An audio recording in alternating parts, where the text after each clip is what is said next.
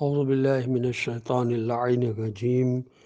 بسم اللہ الرحمن الرحیم۔ کراچی سے علی احمد میں آپ کی خدمت میں پارہ نمبر 7 کے آخری ربع کا ترجمہ پیش کر رہا ہوں، یعنی ثلث کے بعد سے لے کر پارے کے آخری تک جو آیات میں تلاوت کر چکا ہوں الحمدللہ۔ اب ان آیات کا ترجمہ پیش کیا جا رہا ہے۔ بسم اللہ الرحمن الرحیم۔ خدا کے نام سے جو بڑا مہربان اور نہایت رحم کرنے والا ہے۔ اور اسی طرح ہم ابراہیم علیہ السلام کو آسمان و زمین کے اختیارات دکھلاتے ہیں، اور اس لیے کہ وہ یقین کرنے والوں میں شامل ہو جائیں۔ پس جب ان پر رات کی تاریکی چھائی اور انہوں نے ستارے کو دیکھا تو کہا کہ کیا یہ میرا رب ہے؟ پھر جب غروب ہو گیا تو انہوں نے کہا کہ میں ڈوب جانے والوں کو دوست نہیں رکھتا۔ پھر جب چاند کو چمکتا دیکھا تو کہا کہ پھر یہ رب ہوگا۔ پھر جب وہ بھی ڈوب گیا تو کہا کہ اگر پروردگار ہی ہدایت نہ دے گا تو میں گمراہوں میں ہو جاؤں گا۔ پھر جب چمکتے ہوئے سورج کو دیکھا تو کہا کہ پھر یہ خدا ہوگا کہ یہ زیادہ بڑا ہے۔ لیکن جب وہ بھی غروب ہو گیا تو کہا کہ اے قوم، میں تمہارے شرک سے بری و بیزار ہوں۔ میرا رخ تمام تر اس خدا کی طرف ہے جس نے آسمانوں و زمین کو پیدا کیا ہے، اور میں باطل سے کنارہ کش ہوں اور مشرکوں میں سے نہیں ہوں۔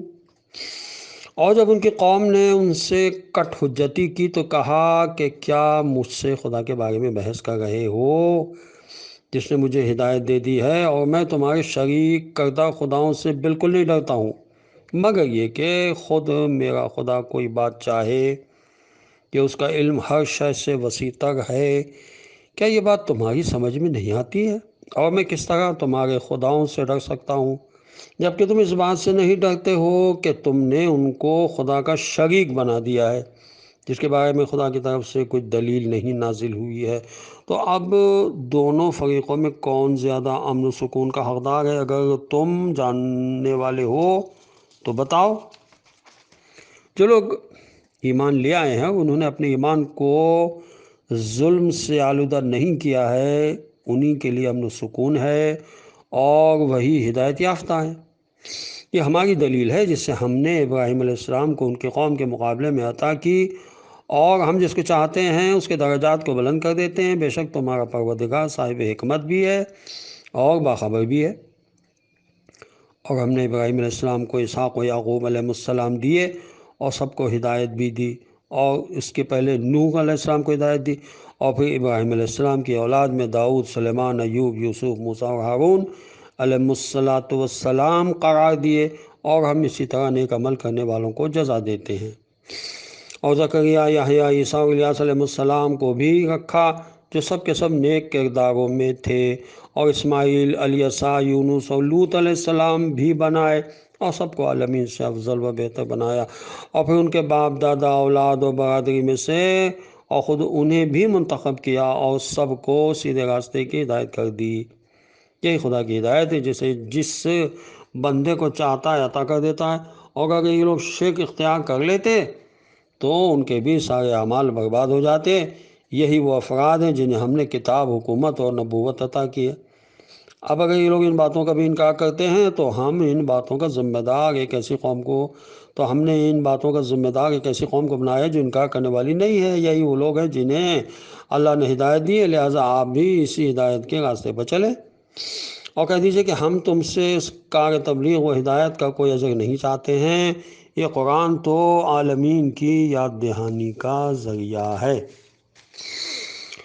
اور ان لوگوں نے واقعی خدا کی قدر نہیں کی جب کہ یہ کہہ دیا کہ اللہ نے کسی بشر پر کچھ نہیں نازل کیا ہے۔ تو ان سے پوچھئے کہ یہ کتاب جو موسیٰ علیہ السلام لے کر آئے تھے، جو نور اور لوگوں کے لیے ہدایت تھی، اور جسے تم نے چند یعنی کاغذات بنا دیا ہے اور کچھ حصہ ظاہر کیا اور کچھ چھپا دیا، حالانکہ اس کے ذریعے تمہیں وہ سب بتا دیا گیا تھا جو تمہارے باپ دادا کو نہیں معلوم تھا، یہ سب کس نے نازل کیا ہے؟ اب آپ کہہ دیجئے کہ وہی اللہ ہے، اور پھر انہیں چھوڑ دیجئے، یہ اپنی بکواس میں کھیلتے پھریں۔ اور یہ کتاب جو ہم نے نازل کی ہے یہ بابرکت ہے اور اپنے پہلے والی کتابوں کی تصدیق کرنے والی ہے، اور یہ اس لیے ہے کہ آپ مکہ اور اس کے اطراف والوں کو ڈرائیں۔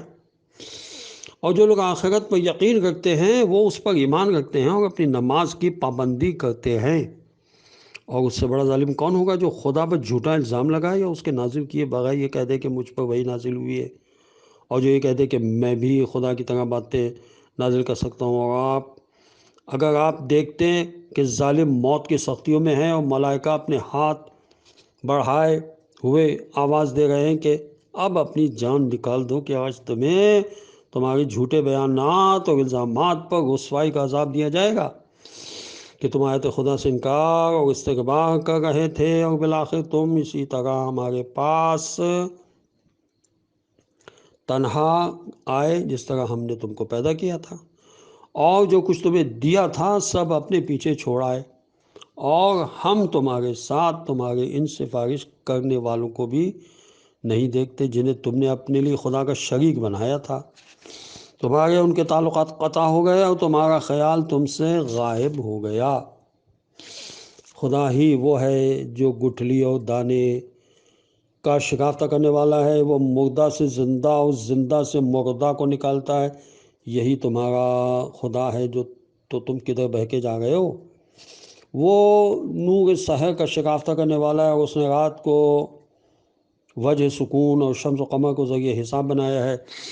یہ اس صاحبان عزت و حکمت کی مقرر کردہ تقدیر ہے، اس صاحب عزت و حکمت کی مقرر کردہ تقدیر ہے۔ وہی وہ ہے جس نے تمہارے لیے ستارے مقرر کیے ہیں کہ ان کے ذریعے خشکی اور تاریکی تاریکیوں میں خشکی اور سکو۔ ہم نے تمام نشانیوں کو اس قوم کے لیے تفصیل کے ساتھ بیان کیا ہے جو جاننے والی ہے۔ وہ وہی ہے جس نے تم سب کو دیا ہے، پھر سب کے لیے قرارگاہ اور منزلیں ودیت مقرر کی ہے۔ ہم نے صاحبان فہم کے لیے تمام نشانیوں کو تفصیل کے ساتھ بیان کر دیا ہے۔ وہی خدا وہ ہے جس نے آسمان سے پانی نازل کیا ہے، پھر ہم نے ہر شے کے کنویں نکالے، پھر ہری بھری شاخیں نکالی جس سے ہم گتھے ہوئے دانے نکالتے ہیں، اور کھجور کے شگوفے سے لٹکتے ہوئے گچھے پیدا کیے، اور انگور و زیتون اور انار کے باغات پر جو ہر شکل میں ملتے جلتے اور مزے میں بالکل الگ الگ ہیں۔ ذرا اس کے پھل اور اس کے پکنے کی طرف غور سے دیکھو کہ اس میں صاحبان ایمان کے لیے کتنی نشانیاں پائی جاتی ہیں۔ اور ان لوگوں نے جنات کو خدا کا شریک بنا دیا ہے، حالانکہ خدا نے انہیں پیدا کیا ہے، پھر اس کے لیے بغیر جانے بوجھے بیٹے اور بیٹیاں بھی تیار کر دی ہیں، جبکہ وہ بے نیاز اور ان کے بیان کردہ اوصاف سے کہیں زیادہ بلند و بالا ہے۔ وہ زمین و آسمان کا ایجاد کرنے والا ہے، اس کے علاوہ اس کے اولاد کس طرح ہو سکتی ہے؟ اس کی تو کوئی بیوی بھی نہیں ہے۔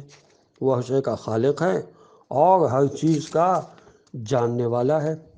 وہی اللہ تمہارا پروردگار ہے جس کے علاوہ کوئی خدا نہیں ہے، وہ ہر چیز کا خالق ہے، اسی کی عبادت کرو۔ وہی ہر چیز کا نگہبان ہے، نگاہیں اسے پا نہیں سکتی، اور وہ نگاہوں کو برابر ادراک کر سکتا ہے کہ وہ لطیف بھی ہے اور خبیر بھی ہے۔ تمہارے پاس تمہارے پروردگار کی طرف سے دلائل آ چکے ہیں، اب جو بصیرت سے کام لے گا وہ اپنے لیے، اور جو اندھا بن جائے گا وہ بھی اپنا ہی نقصان کرے گا۔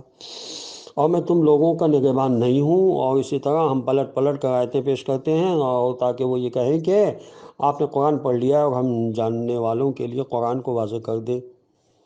آپ اپنی طرف آنے والی وحی الہی کا اتباع کریں کہ اس کے علاوہ کوئی خدا نہیں ہے، اور مشرکین سے کنارہ کشی کر لیں، اور اگر خدا چاہتا تو یہ شرک ہی نہ کر سکتے، اور ہم نے آپ کو ان کا نگہبان نہیں بنایا ہے اور نہ آپ ان کے ذمہ دار ہیں۔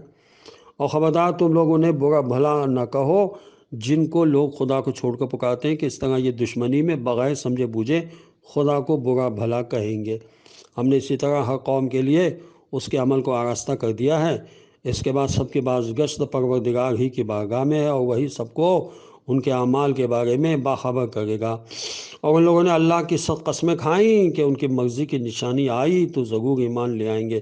تو آپ کہہ دیجئے کہ نشانیاں تو سب خدا ہی کے پاس ہیں، اور تم لوگ کیا جانو کہ وہ آ بھی جائیں گی تو یہ لوگ ایمان نہ لائیں گے، اور ہم ان کے قلب و نظر کو اس طرح پلٹ دیں گے جس طرح یہ پہلے ایمان نہیں لائے تھے، اور ان کو گمراہی میں ٹھوکر کھانے کے لیے چھوڑ دیں گے۔ والسلام علیکم ورحمۃ اللہ وبرکاتہ۔